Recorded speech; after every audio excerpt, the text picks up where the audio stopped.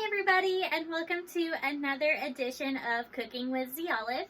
Today's recipe is going to be really simple. It's very easy, not very many ingredients.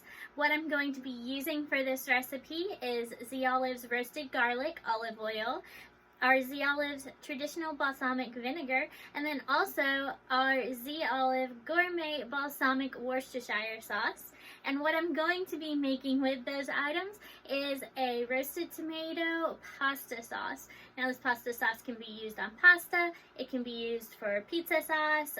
I am actually going to be putting it on meatball subs for dinner, which I am really excited about. So there's not very many ingredients that you're going to use. It's a really easy recipe, and it's going to taste way better than all the store-bought like Presto pasta sauces, whatever they're called, that you get in a jar. Now this recipe was shared with us by one of our amazing customers, and I did share their recipe cards for this recipe on our Facebook page, so you can find those under our photos tab if you go and check those out on our Facebook page. We've also got some other great recipes on there as well, but let's get to this one. We're gonna get started and I'll show you what you're gonna need. Okay, so like I said, this isn't going to take many ingredients here. You're first going to start out by preheating your oven to 400 degrees Fahrenheit. And then we have some like 20 to 25 quartered ripe tomatoes. And I am just using ripe off the vine red tomatoes, but you could also use aroma tomato as well, would be really nice. And what you're going to add to these tomatoes is first and foremost, or most important ingredient is the Z Olive roasted garlic olive oil you see here. But you could also get creative and use our Tuscan herb, our Italian herb, maybe the sun-dried tomato Parmesan garlic. That would be really nice and add to that tomatoey flavor. But whichever one you choose, you're going to add about 4 tablespoons to your baking dish here, drizzling nicely over your tomatoes, making sure those are nice and coated. Next, we're going to add some chopped fresh basil. Next, we're going to add some oregano. Now, I didn't have fresh oregano. If you do, I would recommend it. But I'm going to use some dried oregano as well that I'm just going to sprinkle over here.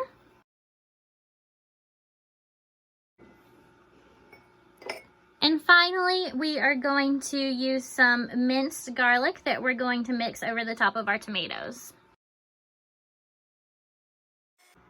And finally, before you stick those in the oven, you will want to salt and pepper them to taste.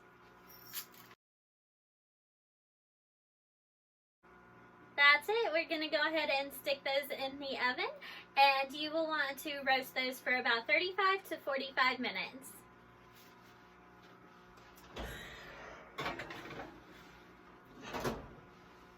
I'll see you back here soon. Okay, so we're back. Our tomatoes have been roasting, and it's time to take them out of the oven and make our pasta sauce.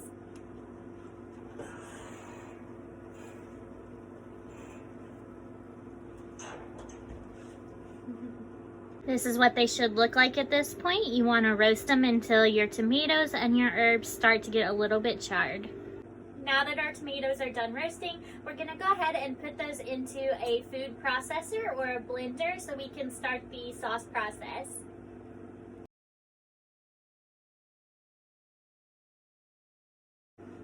Now make sure you also add the juices in the bottom of the pan so you get that olive oil and the herbs and all of that tomato juice in as well. Now it's time to add our finishing touches. First, we're going to add Z Olive's gourmet balsamic Worcestershire sauce. And you're going to add a tablespoon of that. And then you're going to add a teaspoon of Z Olive's traditional style balsamic vinegar.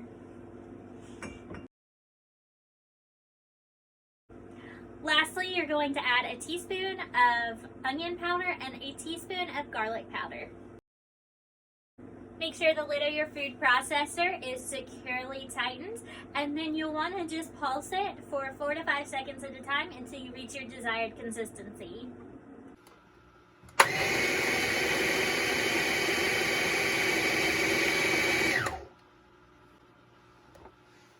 Once you're done, it should look a little something like this.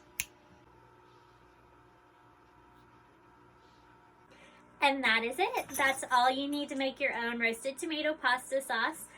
And it makes a good bit of sauce, as you can see here. And like I said, you can use this on pasta immediately, or you could even let it cool and you could store it for later use. It can store in the freezer up to 4 to 6 weeks. So if that's something that you want to make ahead of time and use whenever you're needing some, it's a great option. Now, any of the products that we did use today, you can get online at www.zolive.com. And if you want to see any of our previous recipes that we've made, then definitely go check us out on our Facebook page. You can check those out under our videos tab. And we also have a lot of really great recipe cards that you can look up, including tonight's recipe on our photos page on our Facebook page as well. So make sure you have liked and followed our Facebook page. That way you'll get any notifications of future recipes too. Again, thank you, Tammy, so much for sharing this recipe with us. I'm sure it's going to be delicious, and I will show a little sneak peek of my meatball subs once those are ready. If you need a meatball recipe, we did do that this year as well, so go check that recipe out too. It's great to see you all. If you have any products that you would like to see how they need to be used or how you could use them, definitely leave those in the comments below, and we might be able to come up with a recipe or a way to show you how to use that specific Zolive product. Again, let us know if you have any questions. I hope you all have a great Thanksgiving, and I will see you next time.